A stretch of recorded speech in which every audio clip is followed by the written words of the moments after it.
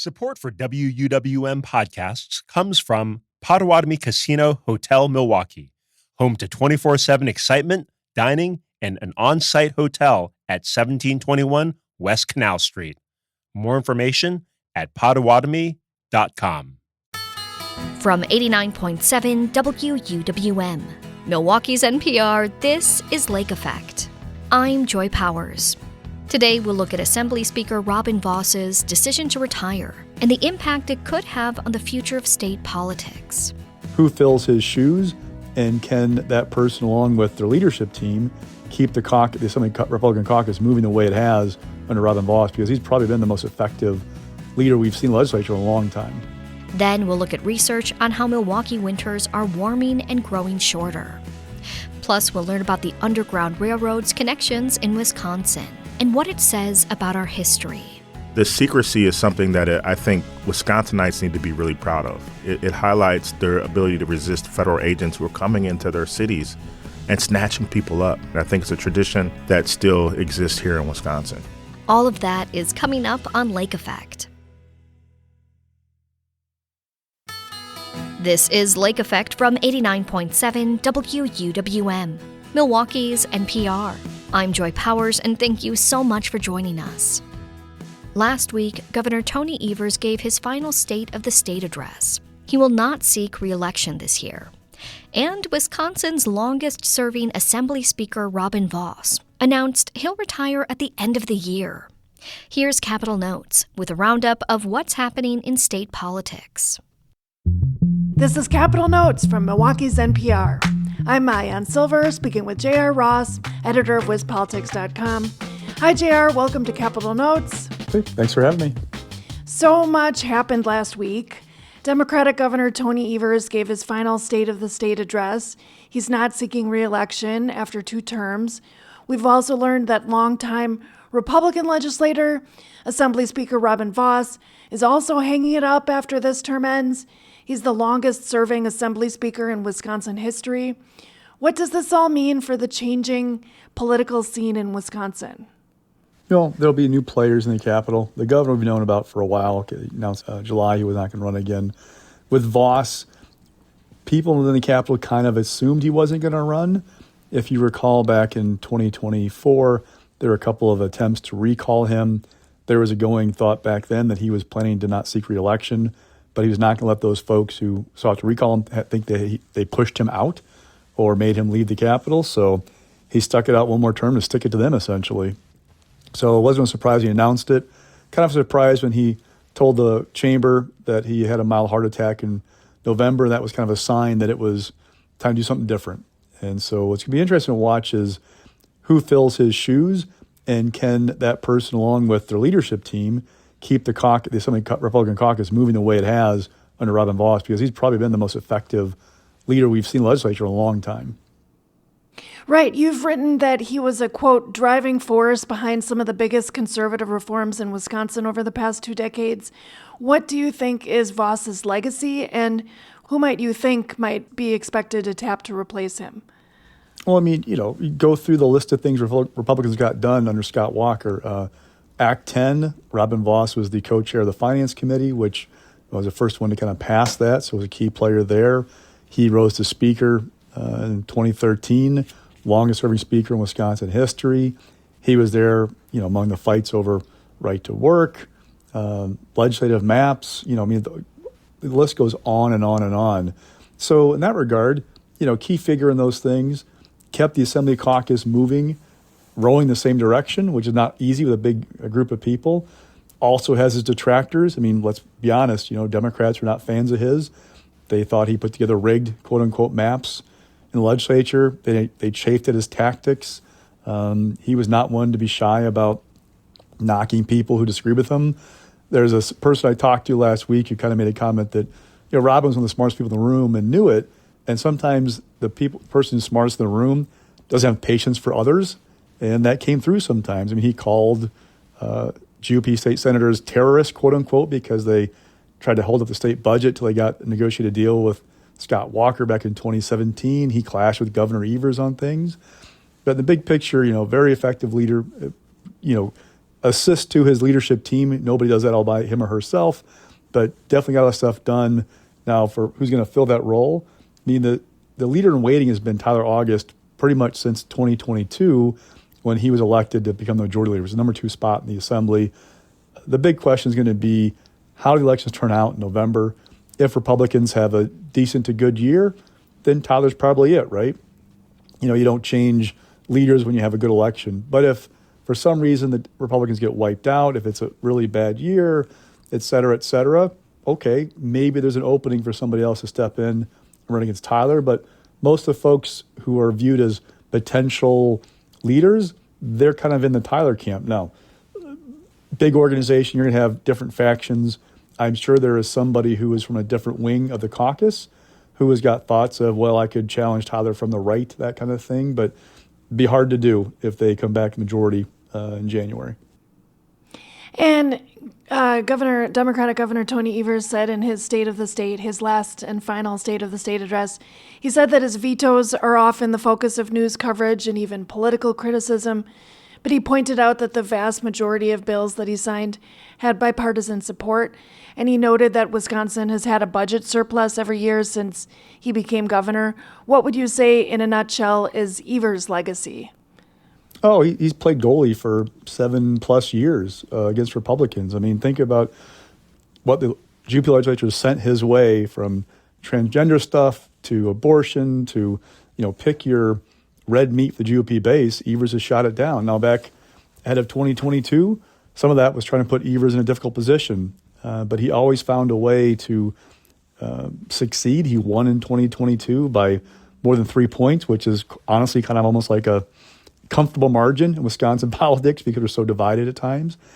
And for all the stuff that Republicans said about Evers, that calling him feckless or weak or ineffective, look at the Marquette poll. His job approval rating was almost always 50% or higher. Now, it dipped below there a few times, wasn't always it. But for the most part, people have approved the job that he's done, thought he was a good governor, and liked him.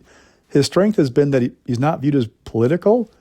People see him kind of as a grandfatherly figure, a nice guy, somebody who at his heart wants the best for Wisconsin. That's also been kind of his weakness at times because he's not that political. He doesn't know how to, or hasn't known how to kind of work the legislature to get them to do what he wants. He uses the things like the State of the State address as a bully pulpit where he kind of, says they're doing bad things and encourages people to call their legislator and trying to get on board. But that's not how you get people to move in politics. He's not really good at that give and take in negotiations. That's why a lot of stuff he wants hasn't gotten done. Now, I'm not saying Republicans would have agreed to most of his agenda if he'd just been nicer to them, but there's a way people have argued to me that he could have gotten more stuff done if he'd been more willing to negotiate and kind of engage those guys in that kind of legislative give and take. So what are you expecting as the landscape of Wisconsin politics heading forward? Well, tell me what happens in November. What's that environment going to look like? Is it going to be a good night for Democrats, a great night for Democrats? Will it be a draw environmentally? Can Republicans come back at least one house? Can they win the governor's office again? There's all kinds of unknowns. I mean, I can make it almost any scenario you can think of in the split of the Capitol, and that's going to reshape things dramatically. If you look big picture, look, Donald Trump numbers aren't great right now in the polling. Past his prologue tells us that the party in the White House struggles midterm elections. If you have a president whose numbers are in the 30s, like Donald Trump right now, it's not great. Kind of exacerbates that situation. But it's, late February. We got a ways to go. That's a lifetime in politics. Just look at what's been happening, like with immigration, for example. The heat has died down a little bit with ICE. We're not getting those images out of Minneapolis every day of what was going on there. So, get things calm down. Does the economy pick up? Do people feel better about their personal situation financially come late summer? If they don't, that's not great for Republicans. So there's a long way to go and lots to kind of to figure out. But it's going to be a different cast of characters, at least in the governor's office and the assembly leadership, come January. This is Capitol Notes. I'm Maayan Silver speaking with J.R. Ross of WizPolitics.com. Okay, so back to the current state of state politics. The Republican-led Assembly cleared the way for a new statewide referendum to be on the November ballot. Voters will need to decide whether to amend the state constitution to say that governors can't use their partial veto authority to raise a tax or fee. That has a lot to do with Democratic Governor Tony Evers' 400-year veto. It was a move in the 23-25 budget to extend an annual increase in per-pupil spending to cover the next 4 centuries. What should we know there? The governor's going to veto the bill that they're sending him to overturn the veto. The amendment, it'd be interesting to see if anybody engages trying to run ads pro or against that amendment. If Democrats think they can defeat it, they will try. But part of it's a turnout mechanism. There are several amendments to be on the ballot, I believe, this fall.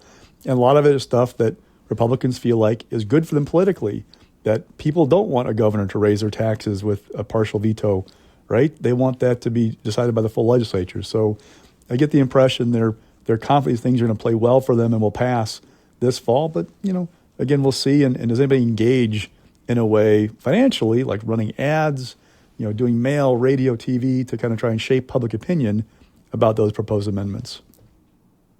Also, Evers is currently in negotiations with GOP legislative leaders over how to use the state's $2.5 billion surplus. He laid out in the State of the State last week that his big priorities are K-12 education and property tax relief. And he said that he was looking for a bipartisan deal that was, quote, a heck of a lot better than the plan Republican leaders sent me. What's the latest here? Is there a deal in sight? They were in talks. The going guess is if they're going to get something done, it would take until March. You might see the Assembly then come back into a special or extraordinary session to deal with something. But the lines are kind of drawn. Evers wants money for education. Assembly Republicans want money for property taxes. Senate Republicans want money for rebates. And some Republicans want as much money out the door as they can to try and take away the temptation to spend it in the Capitol, whether it's now or in the next budget. So we'll kind of see how it plays out. But, you'll be surprised the motivation elected officials feel to send money to taxpayers when they're voters and they're going to the polls in November. So that can be a powerful motivator. And so people think they might get a deal done, but it's just a matter of what's it look like and who gets what they want enough that they're going to be okay with it. And you mentioned a rebate. That's Senate Majority Leader Devin LeMahieu's $1,000 rebate plan. What is that all about? So it would be $1,000 for married joint filers, $500 for everybody else. It cost about $1.5 billion. Now, one thing to keep in mind with the surplus, it's projected. We're not guaranteed to have $2.5 billion in the coffers come June 30th of 2027. Also, the latest projection, there are a couple of things to keep in mind. For example, the Medicaid fund. Right now, they're projecting a $200+ million shortfall in that fund. That wasn't included in the surplus projection because, Medicaid, you can do things to manage those costs. There can be all kinds of things that influence that, so they didn't factor it in. 2, we did this thing in the budget with hospital revenues. You increase the tax on the hospital revenues. You then put this in the Medicaid formula. You get more federal dollars because of it. We're not sure that's going to work just yet.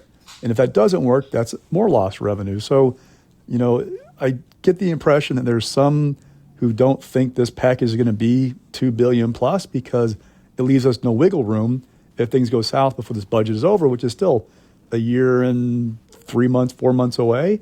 So there's still time for this thing not to pan out as well as they're projecting right now. Interesting. Okay. Well, and you mentioned Medicaid. There was some legislative action last week where the Assembly sent a postpartum Medicaid expansion bill and breast cancer screening bill to Governor Evers. What should we know about this? And how specifically was Vos a hinderer of those bills and then eventually a supporter? Well, it was a surprise he voted for him because he was so opposed to him before, especially like the postpartum expansion. We were one of 2 states not doing 12 months. We were doing 60 days for those on Medicaid. Now it goes to 12 months, assuming Evers will sign the bill, which he's indicated he will. And there are a couple of things at play. One, Vos is retiring. That probably played a role in his deciding to, hey, let this go through now. 2, there's people like Pat Schneider, Republican lawmaker from the Wausau area, who basically said, hey, if I don't get this bill, I'm not going to run again. He's in kind of a swingy seat. He was a key co-author. And 3rd, Democrats had made clear they were going to make this painful. If Republicans weren't going to do these bills, they were going to try and make it uncomfortable for them through amendments and votes and be an issue this fall.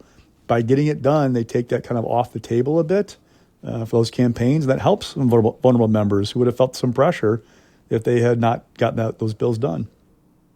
And you mentioned it expands postpartum Medicaid coverage to 12 months. What would the breast cancer screening bill do? It's enhanced screening requirements for coverage through your insurance. You have to pay out-of-pocket expenses if you have called dense breast material. If you need like a follow-up screening to make sure what's going on in a mammogram, it'd cover those. And a lot of lawmakers told very personal and emotional stories about people they knew touched by breast cancer and why this is an important thing. Now that's getting done too. All right, J.R. Ross of WisPolitics.com. Thanks for joining me on Capital Notes. Anytime.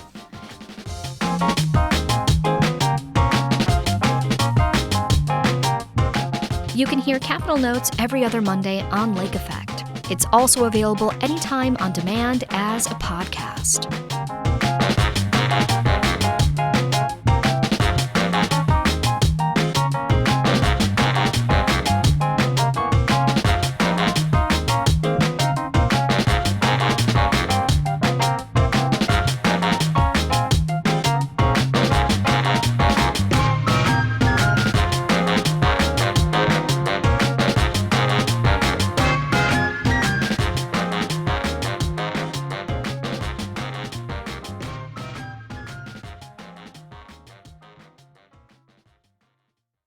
This month, we've been exploring how winters are changing in Wisconsin in our Thin Ice series.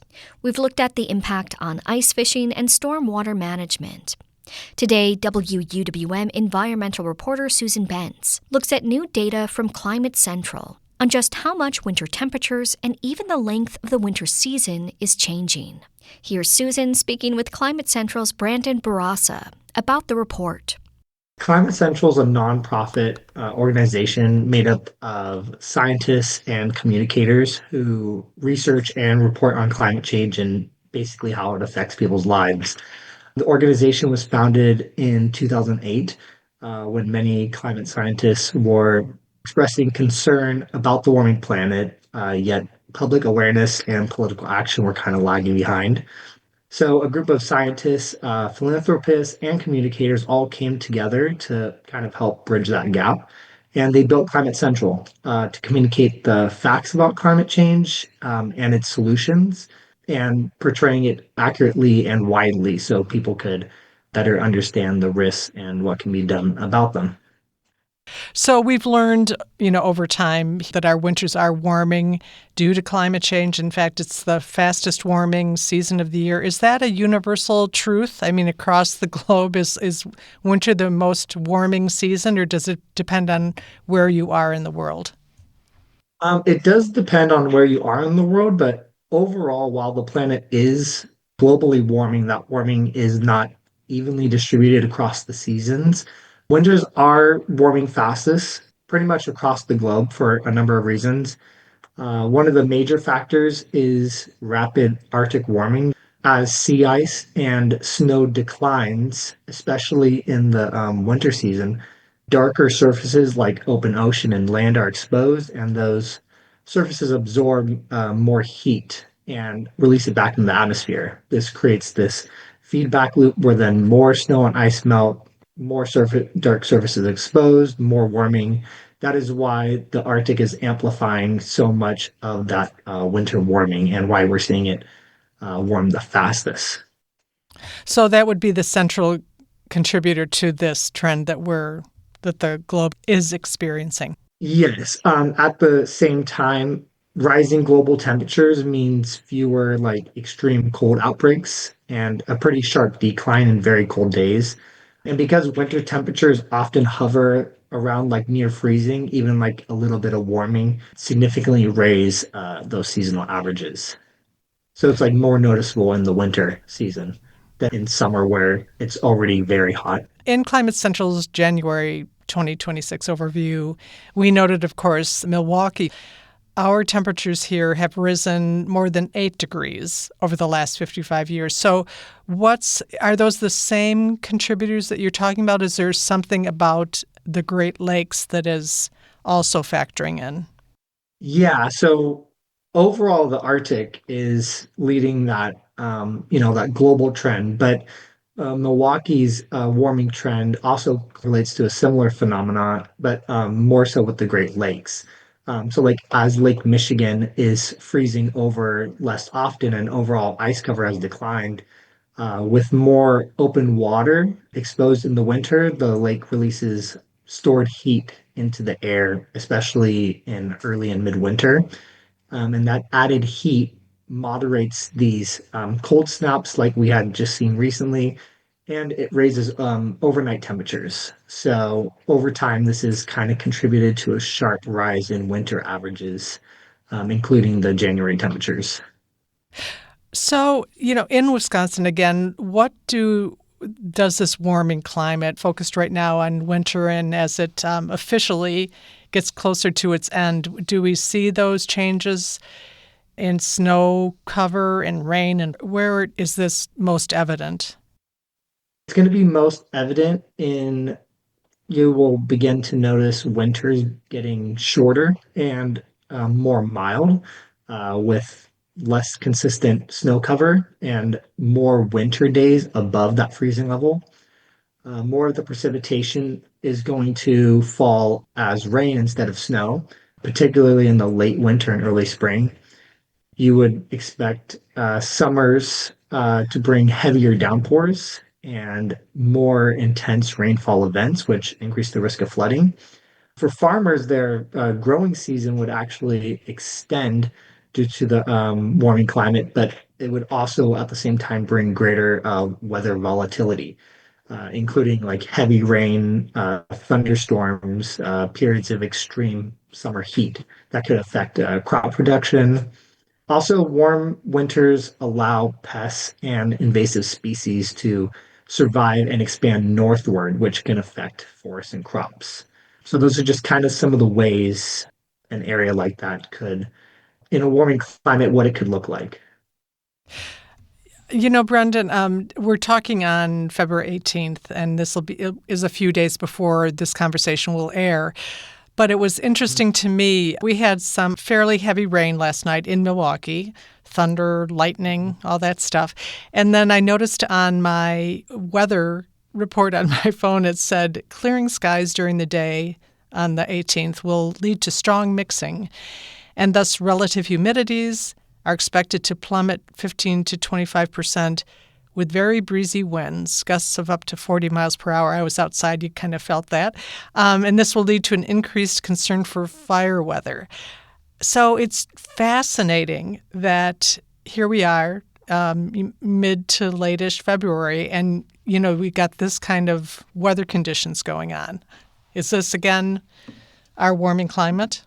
Yeah, yeah. So these like wildfires and droughts in the middle of winter are becoming more frequent, not only in the Wisconsin area, but kind of across the country. As we were kind of talking about, the extreme cold is becoming less frequent, so that kind of like raises the floor on what wildfire weather could, kind of grab onto. A good example of this was in California last year, with the Palisades fire in the middle of January, in the middle of winter. Right. And that was caused by essentially a drought that had lasted for several months in the California area. And we can see that in other states as well, as winters get shorter and summer and spring creep into the winter months. It will increase fire weather in a number of different ways, depending on where you are in the country. You talked, as we began, about the mission and how Climate Central came to be. Are you finding that a wider audience is tuning into the warming winters, the climate impacts, the sort of swings and variability that we're seeing in different ways across the country? Absolutely, yeah. So climate change touches nearly every aspect of society, whether we're actively thinking about it or not. So as impacts become more intense, visible with like social media and personal to people, more people are paying attention. We're seeing growing interest, not just during these extreme major disasters, but also in everyday trends and what they mean for different parts of people's lives. whether that's the Winter Olympics that's going on across the world, sleep, how people sleep is affected, tourism, coffee production, local weather patterns. All of these contribute to each and every person. And, people are increasingly connecting the dots between climate change in their own lives, and the work that we're doing kind of helps illuminate how that connection is made. So, is there anything you'd like to add, a facet of all this that you want to underscore, or something we haven't talked about? Yeah. So while the US has seen overall below average temperatures, there's been a striking US weather contrast this winter, which was cold and snow in the east versus a lot of warmth and snow drought across the west. Even though the west has gotten a fair amount of rain the last couple of months, due to the above average temperatures, we haven't got a lot of snow out here in the west. And even though there were many regions that were colder than normal this year, as I'm sure the East can attest to, the trends remain the same overall, and that is places are warming in the long term. We have a record tracker that lays it out really clearly, and there are significantly more warm records than cold records that have been broken in the last few decades.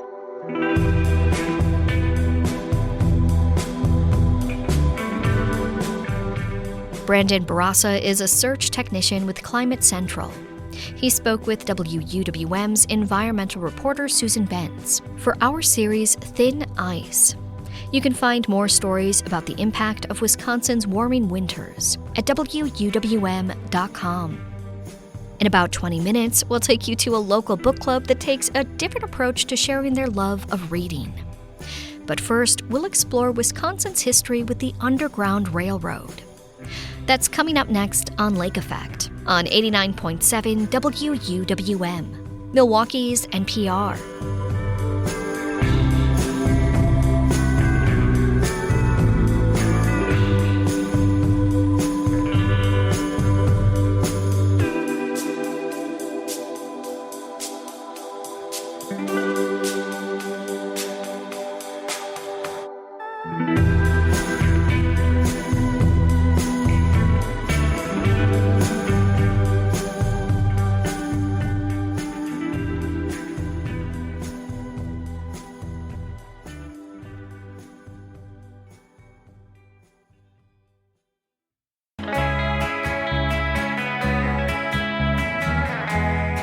You're listening to Lake Effect on 89.7 WUWM. I'm Joy Powers. The Underground Railroad was a network of people, places, and secret routes that helped enslaved people escape to freedom.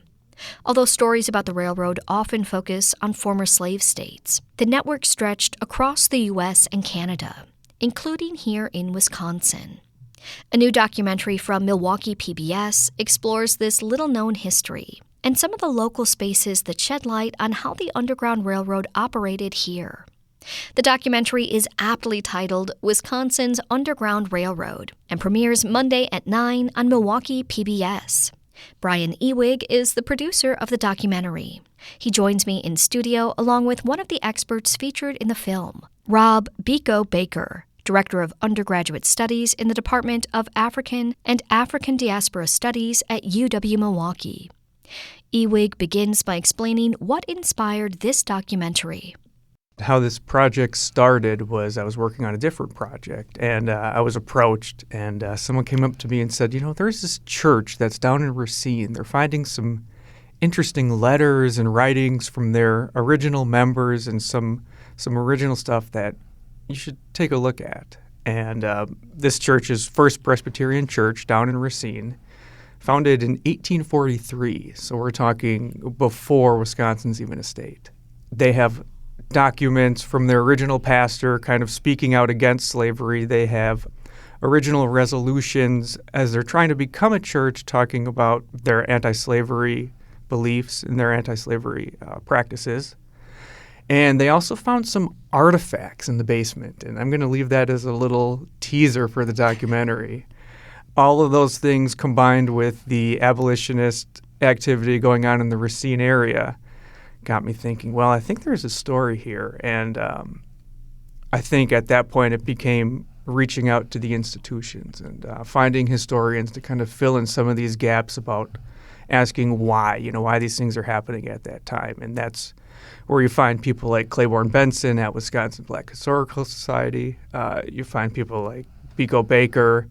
And those historians are very important to the project, to fill in, add some context to the story and fill in those gaps, because it's tough to put context to history sometimes. It's tough to not view history through a lens of today. And so that's why these historians are very important to the project. Context is part of the historian's jobs, but the documentarian's job is to bring the story to life. And Brian did an amazing job. I think as someone who uses documentaries to teach Gen Zs, they have such short attention spans. And so in 30 minutes, he did an incredible job of bringing our city and state to light. So hopefully he gets some awards for this one. I really tried to, in this program, every 2, 3, 4 minutes, kind of change the story up and kind of move us somewhere else. And that's part of trying to create this story in an engaging way so that people are actually going to pay attention. Sure.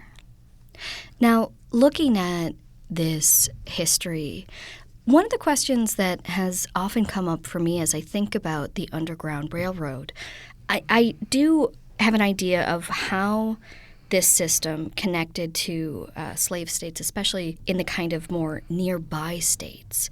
But when you come to a state like Wisconsin, what did that system look like? People must have traveled quite a bit in order to get here. Yeah, I mean, it was different for everyone. And so the Underground Railroad is made up of stations, conductors, and agents. And this isn't like TikTok or social media where we all know each other. This is like an informal network where people may have never met. In the film, they tell the story of Caroline Quarles, who comes from Missouri. And there's a lot of relationship between Wisconsin and Missouri when you look at Black history. And so Brian did an excellent job of sourcing some of the family members of Caroline Quarles, who does an excellent job telling the story. Do you want to chat a little bit about that? Yeah, I'd love to. So I think one of the things that really personalizes this documentary and doesn't just make it historians telling the story and make it a little dry is the story of Kimberly Simmons. Kimberly Simmons is the great-great-great-granddaughter of Caroline Quarles. Caroline Quarles being the first freedom seeker documented to travel through the state of Wisconsin on her way to Canada.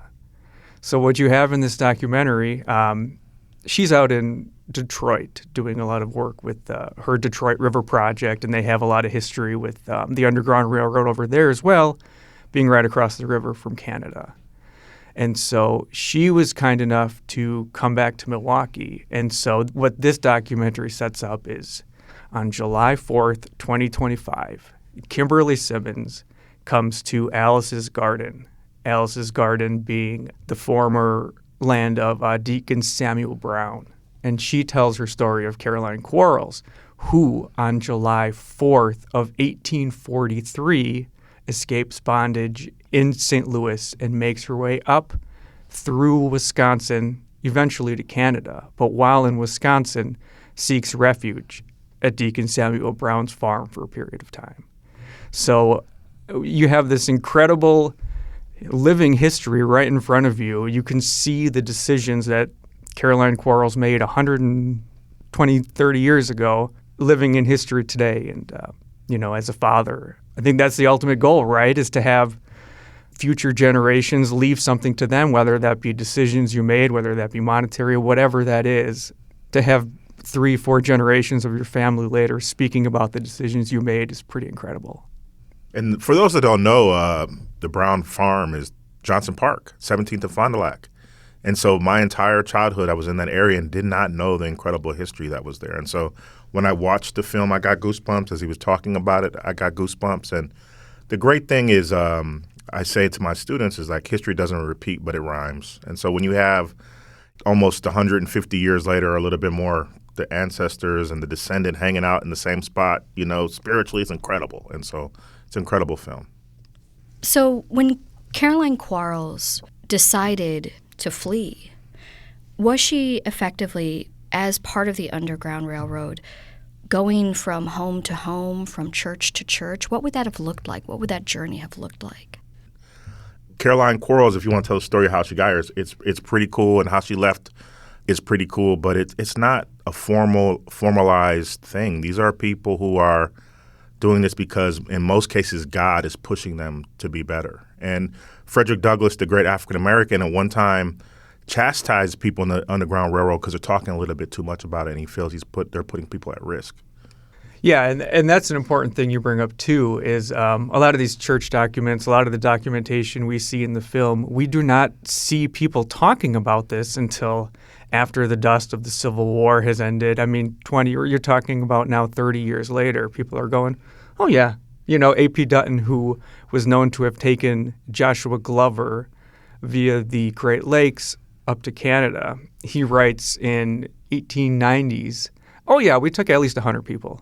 You know, all these years later, you're seeing people be a little more comfortable talking about it. Of course, at the time, the Fugitive Slave Act makes it illegal to harbor, to help in any way. So I think that puts a fear in people, and they don't talk about it. Understandable. It also seems like talking about it would have not just risked themselves, but also anyone who they had helped. Absolutely. I mean, I think the fine was $1,000 if you helped a formerly incarcerated, an enslaved person. $1,000 today is a lot of money. The slaves were more at risk. You know, they couldn't defend themselves in court. They couldn't go to trial. And so this secrecy is something that I think Wisconsinites need to be really proud of. It highlights their ability to resist federal agents who are coming into their cities and snatching people up. And so it shows an incredible amount of bravery, and I think it's a tradition that still exists here in Wisconsin in many ways. Yeah.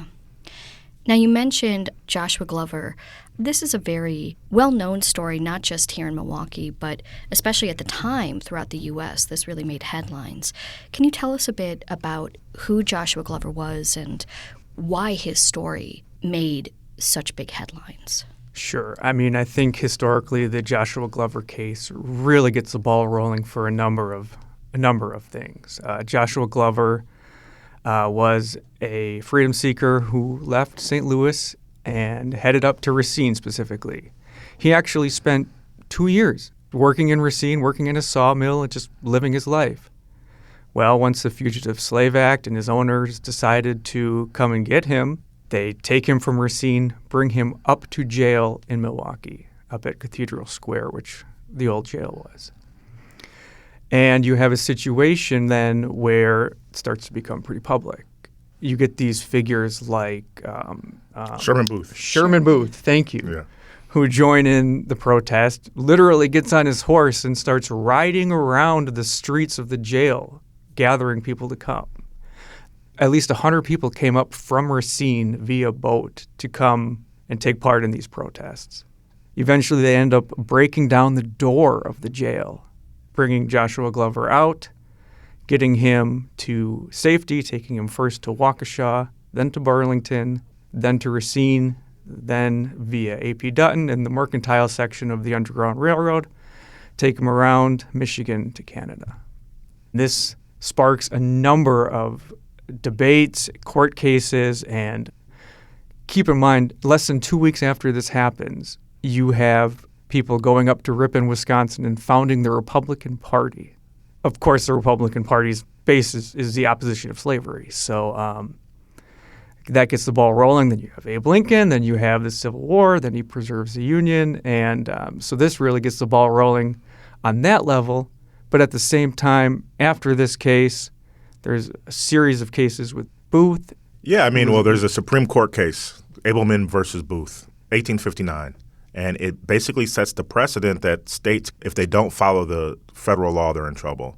And so this is the spark of something really huge. This is the beginning, not the beginning, but it's like the heightened resistance prior to the Civil War.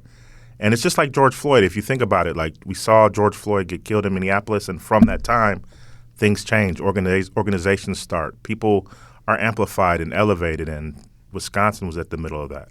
When you drive on the east side of Milwaukee, when you say Booth or Glover or Brown, this is our anti-slavery history right in front of us. As someone who used to live near Cathedral Square, I became very familiar with that historical marker. You pass so many sites of this history here in the city, and luckily we do occasionally have a plaque. That is not always the case. What are some of the remaining sites that we have here, both in Milwaukee but also in the surrounding area, that were connected to this history? Yeah, so it's interesting. The Racine County is doing quite a bit to preserve their history. They have what they call the Heritage Trail, and they have 27 sites throughout Racine and Racine County dedicated to the abolitionists, where some of these things happened. You know, they're preserving that history really well down there. As far as Milwaukee goes, of course, we have Cathedral Square. We have Deacon Samuel Brown's farm, which are very important places too. And then we have the Milton House, Goodrich and Milton. And then, I think the Racine stuff is really exciting because there's these Presbyterian churches across the state. And, sometimes in history, we try to pull the threads of history. And so my bet is the Racine case is going to open up other documents in other places because people are going to realize what they have. And so this is an incredible history. I'm sure there's more to learn. And, Brian's done a great job of opening the door for students who want to go deeper.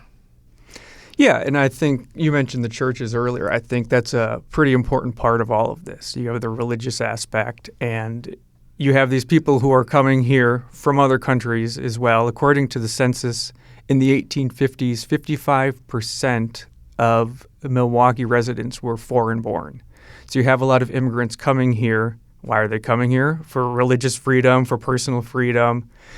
And then you have these people from New England area coming with very religious background, very devout people. And so I think all of those things really ignited the citizens of Wisconsin and Milwaukee and made it different than a lot of other places.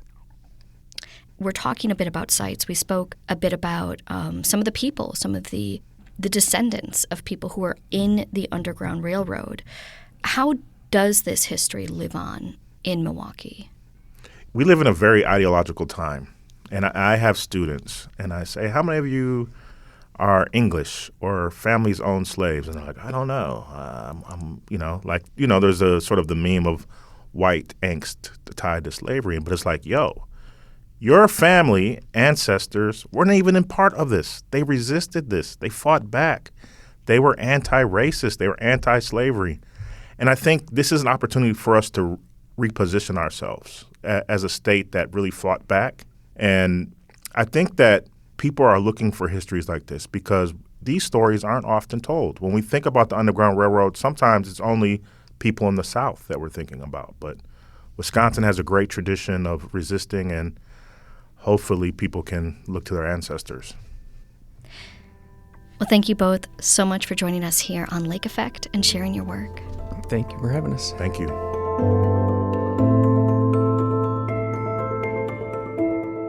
Brian Ewig is the producer of the Milwaukee PBS documentary Wisconsin's Underground Railroad. Rob Biko Baker is the director of undergraduate studies in the Department of African and African Diaspora Studies at UW-Milwaukee, and he was featured in the documentary. Wisconsin's Underground Railroad will premiere Monday evening at 9 o'clock and will be available on YouTube after that. Lake Effect is available as a podcast, so you can listen when you like. Find it wherever you get your podcasts. Then subscribe, download, and listen on demand. Coming up, we'll visit Milwaukee's Silent Book Club. That's next on Lake Effect on 89.7 WUWM, Milwaukee's NPR.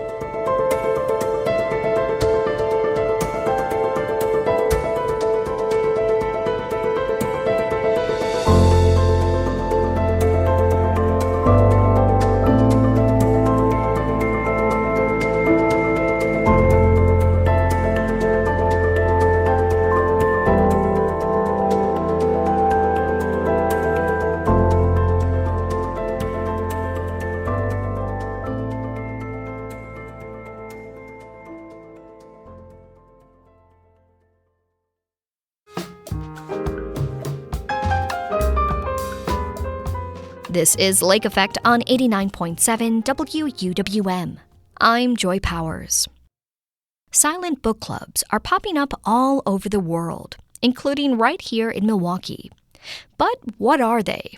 WUWM's Excret Nunez and Maiyan Silver stopped by a silent book club in Bayview to find out. Walk into Component Brewing Company on a weeknight, and you'll hear the sounds of a typical bar. The bartender is slinging snifters filled with IPAs and lagers to people sitting around and talking on tall orange bar stools. Garage punk lilts in the background. But look a little closer and you'll see a smattering of others silently reading, spaced around the room.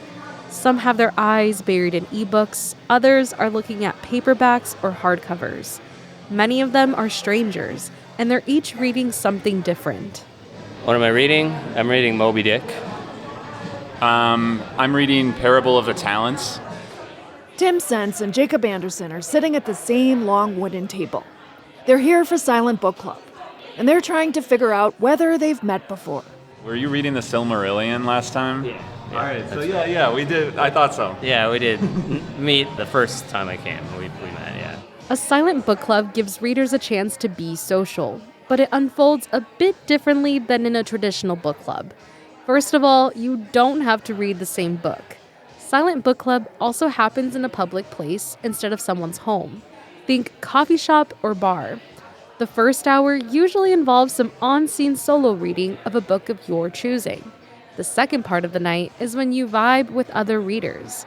Here's book club goer Tim Sense. Well, we generally, and this isn't really structured, it's just kind of how it happens, we generally sort of just ask each other, what are you reading? And we present a book, and generally people kind of chime in if they've heard of it or if they've read it. The whole meeting usually lasts about 2 hours and takes place once a month, usually on Tuesdays at various locations. And you can join in on any or all of it, says Meredith Klusman, the curator of Milwaukee's Silent Book Club chapter. This takes that pressure away and allows people the freedom to come and read the whole time, and nobody's going to bat an eye at you. You can come and read for 5 minutes and then be like, I'm not feeling it today, I just want to hang out and talk, and people will absolutely dive into that too. Because the core, for me at least, is to create those connections, especially as a transplant to Milwaukee. That's really what drove me to want to do it in the first place. Klusman's Milwaukee chapter isn't alone. Silent book clubs are popping up everywhere. According to the Silent Book Club website, there are over 1,400 chapters in 54 countries. Klusman says she got the idea from TikTok and started Milwaukee's first chapter in the summer of 2023. I asked her about how popular it's become. I saw the Facebook page. Almost 900 people. I don't promote it at all. I made the page and I sent it to my 5 cousins that live in Milwaukee and was like, all right. And I'm assuming that other people saw the social media posts that I saw on TikTok or whatever and were like, hey, let's check it out. Anderson, one of the readers who showed up tonight, says he appreciates turning reading from something you do by yourself to something social. People who are willing to go and read a book in public silently are usually like-minded people, so. He also says he just likes to experience new things. Sometimes days can blend together. They don't when I do a silent book club day. As the first hour of reading winds down, more people join Anderson, Sense, and Klusman at the table to discuss their books. One person is reading Sherlock Holmes, which sparks some conversation. Like a symbolized language and figure out. Wow. Like the answer to the mystery is actually in the reading? If you can decode. That's what I remember. I know, maybe. Klusman, the organizer, says the community aspect of the club is important to her, especially during the times we're living in. I feel like the world can be a very divisive place, especially within the last couple of years. I feel like as much as we try to move with empathy and embrace uniqueness and diversity, that's very clearly not the MO of everybody in the world. So it's really important to me to foster an environment that's inclusive of everyone. Thankfully, to no one's surprise, readers make wonderful customers. Component Brewing bartender Casey Sams is all for normalizing reading at a bar, or in any public place, really. And he has something to say to anyone who thinks it may be weird to do so. First of all, book readers are not weirdos. Let's make sure we let everyone know that. But yes, I agree with having the community part, because how I might interpret what I'm reading could be totally different than what you're interpreting. You know, you get some good conversations and maybe you learn something new. you haven't already, come on up for it. As the vibe at Component Brewing Company shifts from punk rock silent reading to its themed trivia night, Klussman starts thinking about the next silent book club meeting. She says anyone is welcome to come turn the page with them or with the second chapter of the club that recently opened up in the Milwaukee area. It's a moment to drink, read, and be social.